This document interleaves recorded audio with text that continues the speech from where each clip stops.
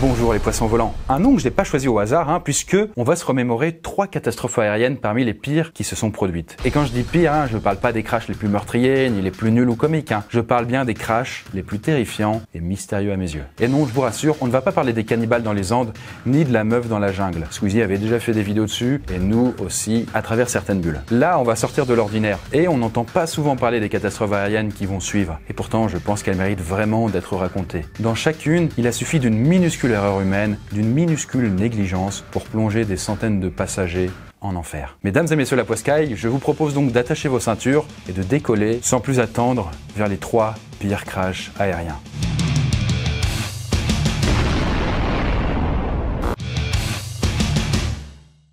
La première histoire commence à l'aéroport de Chypre. Nous sommes en 2005, au mois d'août. Un Boeing 737 se prépare à décoller en direction d'Athènes. Et parmi ces 115 passagers, il y a quand même 22 enfants. Alors je dis ça pour vous mettre un petit peu dans l'ambiance. Du coup, est-ce que vous êtes prêts pour le vol Helios Airways 522? Eh bien, ça tombe bien car il est 9 h du matin et l'avion vient tout juste de quitter le plancher des vaches.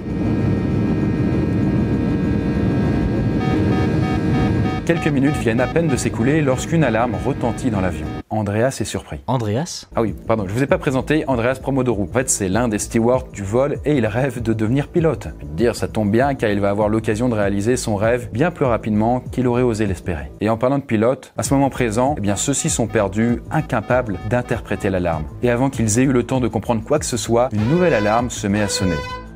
Pas n'importe quelle alarme, Cette fois, c'est l'alarme générale qui signale les problèmes les plus graves. Pourtant, le Boeing 737 a l'air en parfait état de fonctionnement. Le pilote communique avec le centre de contrôle pour essayer de comprendre. En vain. Et puis, au bout de 20 minutes, plus rien. Le contact radio est perdu avec l'appareil.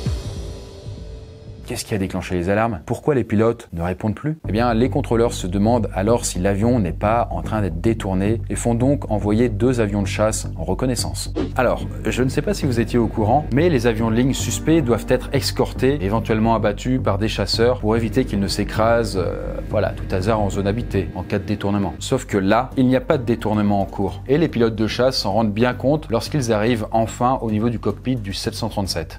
Et ce qu'ils arrivent à voir de l'extérieur, c'est que le pilote semble absent et le copilote est plié en 2. Qu'est-ce qui le fait rire à ce point-là? Alors quand je dis qu'il est plié en 2, en fait, c'est littéralement quoi. En fait, il est inerte. Il est plié en 2 sur le tableau de bord. Ah merde! Et les passagers, ils se rendent compte qu'il y a un souci? Pas du tout! D'après le pilote de chasse, tous les passagers sont endormis, eux aussi. Un véritable avion fantôme qui ne vole plus que grâce au pilote automatique. Qu'est-ce que c'est que cette histoire? Eh bien, c'est une histoire d'hypoxie. À très haute altitude, la pression atmosphérique est trop basse pour que l'on puisse y respirer. Il y a bien trop peu d'oxygène dans l'air. À 10 000 mètres d'altitude, un humain manque tellement d'oxygène qu'il ne peut pas rester conscient plus de 30 secondes. C'est ce qu'on appelle l'hypoxie. Et c'est pour ça que tous les avions de ligne sont pressurisés, c'est-à-dire qu'ils sont mis sous pression pour que les passagers et l'équipage puissent respirer et survivre un peu plus de 30 secondes quoi. Sauf que ce vol n'a jamais été pressurisé et les pilotes se sont donc évanouis avant d'avoir eu le temps de se rendre compte du problème. Mais on s'en rend bien compte quand on peut plus respirer. Eh bien non en fait. Avec l'altitude, on ressent comme une ivresse. Et c'est là le piège en fait, parce qu'on perd sa lucidité assez rapidement sans avoir l'impression d'étouffer. Ce qui a pu paraître étonnant dans cette histoire, c'est que les passagers ont fini par s'évanouir alors que certains avaient mis un masque à oxygène qui était tombé automatiquement du plafond. C'est logique quand on sait que les réserves d'oxygène individuelles, donc par masque, ne sont pas faites pour durer plus de 12 minutes. Normalement, les pilotes font descendre l'avion tout de suite lorsqu'il y a un problème de pressurisation, évidemment lorsqu'ils s'en rendent compte. Sauf que là, l'avion est resté en altitude jusqu'à épuisement total des réserves individuelles en oxygène. À ce stade, la situation paraît assez désespérée, je vous le cache pas, mais il y a soudain une lueur d'espoir, puisque un pilote de chasse qui escorte l'avion fantôme voit qu'un steward vient de pénétrer dans le cockpit. Un certain Andreas. Il est encore conscient? Oui. Il a été assez futé pour respirer dans plusieurs masques différents pour tenir plus longtemps que tous les autres. Et il a fini par dégoter une bouteille d'oxygène portative. Et c'est ainsi qu'Andreas s'est retrouvé avec le destin de 121 personnes sur les épaules. Sauf qu'Andreas ne sait pas piloter les avions de ligne. Et il faut agir vite car l'avion vole en pilote automatique depuis presque 3 heures. Les réserves de kérosène s'épuisent à vue d'œil donc. Et Andreas doit courir contre la montre. Il entreprend donc de ranimer le pilote avec de l'oxygène. Sans succès. Il n'y a alors plus d'autre choix que de piloter l'avion. C'est alors que les pilotes de chasse voient le Boeing entamer une descente rapide. Du coup, Andreas a-t-il enfin réussi à initier un atterrissage? Malheureusement, non. Les moteurs viennent en fait de s'éteindre l'un après l'autre. Faute de carburant, quoi. Le Boeing plonge donc la tête la première en direction du sol. Le sort de l'avion est maintenant scellé et ni Andreas ni les pilotes de chasse ne peuvent plus rien y faire. L'avion s'approche du sol de plus en plus et finalement, il s'écrase. Il est midi quand l'avion fantôme vient de s'écraser dans une zone inhabitée, toujours escorté par les 2 chasseurs. Mais pourquoi est-ce qu'il n'a pas été pressurisé cet avion? La réponse tient en 3 mots. Absence de professionnalisme. En fait, pour vous dire, le curseur de pressurisation a été mis en mode manuel par des équipes techniques avant le vol. Et personne a pensé à le remettre en position automatique. C'est tout. Une simple erreur de communication avec les pilotes. Ah mais la communication de toute façon c'est la clé, moi je vais te dire, c'est comme dans un couple. Quand on perd la communication c'est foutu. C'est ce que ma psy m'a dit, elle m'a dit apprends à verbaliser clairement tes attentes. Merci et pour tu ces verras. détails essentiels, mais c'est pas le sujet. Bref, voilà comment une minuscule négligence a ôté la vie à 121 personnes. Ce crash reste à ce jour la pire catastrophe aérienne de l'histoire grecque. Le deuxième pire accident qu'on va voir est celui du vol United Airlines 811. Nous sommes le 24 février 1989 à Hawaï. Lee Campbell s'installe en classe affaires à bord du légendaire Boeing 747. Ah oui, le 747, c'est l'avion énorme avec 2 étages à l'avant. Lui-même, oui lui-même. Bref, Lee est un jeune homme de 24 ans qui s'apprête à rentrer au Bercail à Sydney pour y retrouver sa famille. À 1h52 du matin, le Boeing décolle de l'aéroport d'Honolulu avec 355 personnes à bord. Lee enfile son masque pour pouvoir dormir et alors que l'avion vient d'atteindre l'altitude de 7000 mètres, les choses se gâtent très brutalement. Le Boeing ne vole que depuis 17 minutes quand une énorme déflagration retentit. Les passagers sont secoués, abasourdis, un vent glacial les frappe de plein fouet. La scène est chaotique, la cabine se remplit de poussière et de débris. Personne ne mesure alors l'horreur de la situation. Le souffle vient d'arracher tout un pan du fuselage, laissant un énorme trou béant à l'avant-droit de l'appareil en classe affaires. Quoi, il y a eu une bombe dans l'avion? Eh bien, c'est ce que tout le monde a cru dans un premier temps, mais en fait non, il s'agissait d'une décompression explosive. Comme vous le savez maintenant, les avions de ligne sont pressurisés, c'est-à-dire qu'ils sont mis sous pression pour qu'on puisse y respirer. Ce qui fait que la pression est 2,5 fois plus élevée dans l'avion qu'en dehors lorsqu'il vole à 7 km d'altitude. Bref, l'avion est une sorte de cocotte minute, un véritable ballon de baudruche gonflé à bloc. Et dans ces conditions, l'étanchéité de l'avion est capitale, car la moindre ouverture, la moindre porte ouverte laisse tout l'air de l'avion se ruer vers l'extérieur à toute vitesse, en arrachant tout sur son passage. C'est ça qu'on appelle la décompression explosive, et c'est ce qui vient de se produire. Résultat, un agent de bord a été aspiré vers l'extérieur de l'avion, mais il vient s'accrocher in extremis à un siège qui lui permet de regagner la cabine. Mais certains autres passagers n'ont pas eu la chance du steward. Un homme horrifié s'écrie « Ma femme! Où est ma femme ?» Des passagers semblent avoir disparu. Mais pas le temps de dresser un état des lieux tout de suite. La priorité des pilotes, c'est de procéder à une descente d'urgence. Et oui, puisque la cabine n'est pas pressurisée. Il faut donc regagner une altitude respirable pour les passagers. Sinon, ça pourrait finir un petit peu comme notre histoire précédente. Sauf qu'il y a un problème supplémentaire. Les 2 réacteurs de l'aile droite sont en feu. Décidément, ce vol est un peu agité. Un peu agité?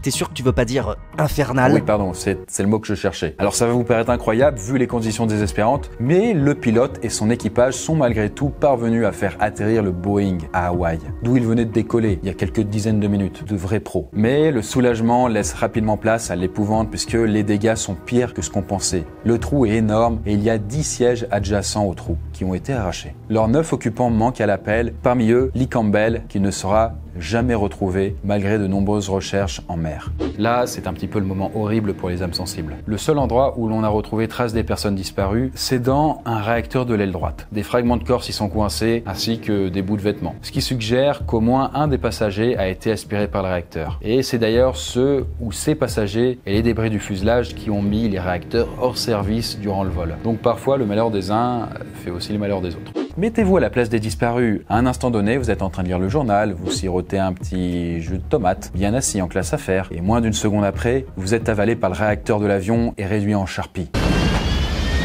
Du coup, il y a des jours comme ça où on a vraiment la poisse. Ouais, enfin, ça doit pas être tellement plus agréable de se taper une chute libre de 7 km. C'est vrai que selon les rapports, le souffle de l'explosion n'a pas forcément tué les 9 passagers sur le coup. Voilà, les réacteurs ne les ont pas tous avalés. Donc, ceux qui ont échappé à la turbine ont sûrement vécu un autre type de calvaire, à savoir une chute libre de 7000 mètres, longue de 4 minutes. Donc, je sais pas ce qui est le pire, mais ça a dû leur paraître interminable. Mais dans tout ça, pourquoi il y a eu une décompression explosive? Eh bien, à cause de la porte de la soute, qui s'ouvrait vers l'extérieur. En fait, représentez-vous l'avion sous pression avion avec une telle porte? Imaginez maintenant que la porte se déverrouille par accident. Qu'est-ce qui se passe? Eh ben, la pression pousse la porte très violemment et ça l'ouvre. C'est exactement donc ce qui s'est produit et ça a arraché le fuselage. La vie, là, ne tient pas à grand-chose. Et on arrive à la dernière et pire histoire aérienne qui s'est déroulée en France le 24 mars 2015. Du coup, je vous souhaite la bienvenue à bord du vol Germanwings 9525. Nous sommes à Barcelone et ce matin-là, 150 personnes embarquent dans un Airbus A320 en direction de Düsseldorf, en Allemagne. Parmi les passagers, il y a évidemment beaucoup d'Allemands et notamment une classe de lycéens qui revient d'un échange linguistique. Puis il y a aussi une femme avec son fils de 7 mois à bord. Ouais, ok, le genre de personnes jeunes et innocentes qu'on préférerait pas voir figurer dans le top 1 du podium des pires crashs aériens. Certes, mais pour l'instant, c'est encore un trajet comme les autres. Il est 9h45 et l'avion vient de décoller, donc tout va bien. Mais 45 minutes plus tard, l'Airbus A320 vient d'atteindre son altitude de croisière, c'est-à-dire 11 500 mètres. C'est le dernier moment de calme avant la tempête, puisque seulement 3 minutes plus tard, l'avion va entamer une descente aussi rapide qu'imprévu. D'ailleurs, c'est bien ce qui étonne les contrôleurs aériens, puisque un avion semble foncer vers les montagnes des Alpes, sans envoyer aucun signal de détresse. Plutôt curieux. Bref, la descente a commencé à 10h33 et à 10h41, l'avion s'écrase de plein fouet dans une montagne, à une vitesse de 800 km/h. L'Airbus est complètement déchiqueté, pulvérisé, tout comme ses passagers. Le choc est tellement violent qu'il n'y a aucun survivant. Mais qu'est-ce qui s'est passé? Eh ben écoute, au début personne ne comprend pourquoi cette histoire est si particulière et horrible. Donc revenons un petit peu dans le temps.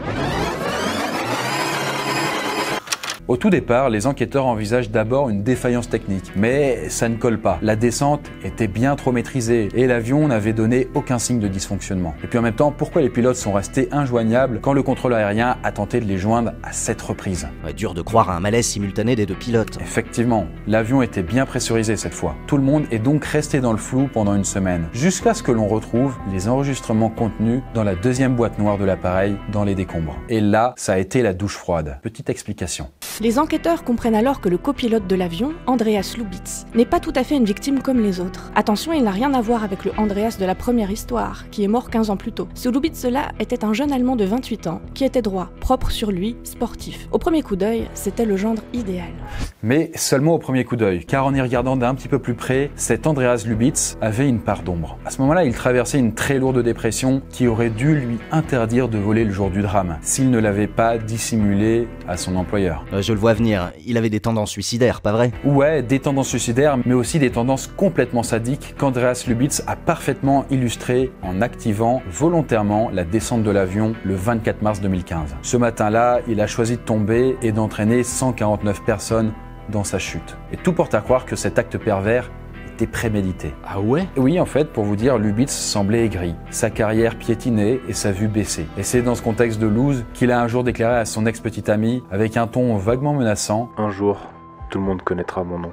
Comment ce mec a pu crasher un avion sans que personne s'en rende compte? Eh bien justement, tout le monde s'en est rendu compte, mais personne n'a rien pu faire, et c'est bien ce qui rend cette histoire effroyable. Faut vraiment vous imaginer que le mec était pire que fourbe. Il a attendu que le pilote aille aux toilettes à 10h28 pour mettre son plan à exécution.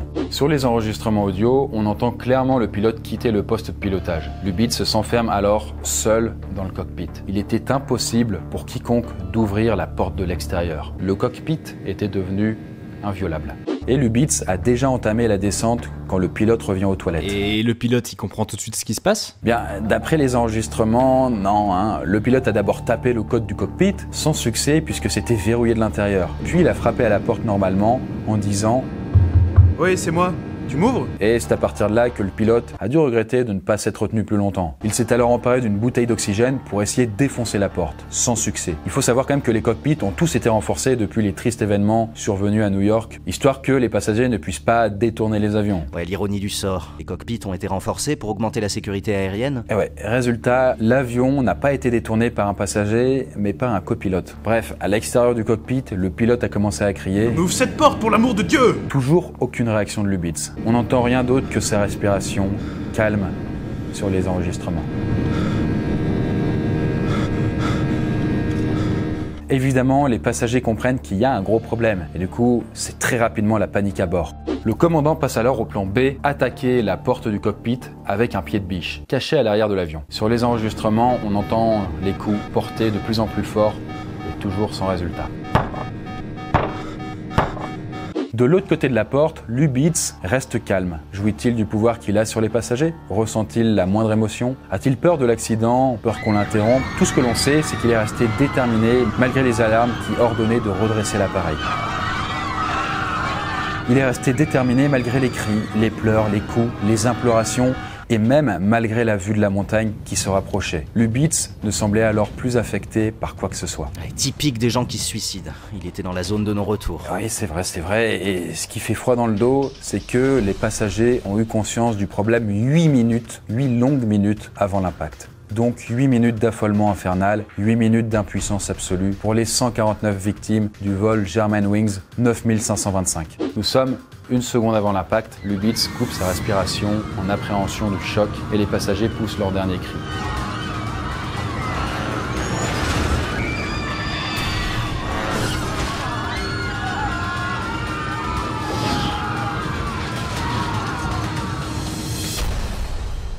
Depuis cet accident, la brèche de sécurité a été colmatée par les compagnies aériennes qui imposent désormais d'avoir au moins 2 personnes présentes dans le cockpit en permanence pour éviter d'en avoir une qui s'enferme à tout hasard tout seul, quoi. Alors rassurez-vous quand même, si vous avez peur en avion, vous n'avez quasiment aucune chance de vivre un accident semblable à ceux que je viens de vous raconter puisque chaque défaillance est l'occasion de renforcer la sécurité aérienne. Du coup, un problème donné n'est censé jamais se reproduire. Donc aussi cynique que ça puisse paraître, c'est grâce aux victimes des catastrophes aériennes que l'aviation est de plus en plus sûre. Ouais, c'est comme un genre de martyr en fait. Ouais, en quelque sorte, ouais. Ces victimes ont été sacrifiées pour les autres. Pas forcément volontairement, hein, mais on peut quand même leur dire merci. En tout cas, je vous souhaite de ne jamais contribuer à rendre l'aviation plus sûre. D'ailleurs, je passe le bonjour à toute la Poiscaille qui va prendre l'avion bientôt. Vous inquiétez pas, ça va bien se passer. Ne t'inquiète pas, ça va bien se passer. Sur ce, portez-vous bien et à la prochaine. Ciao.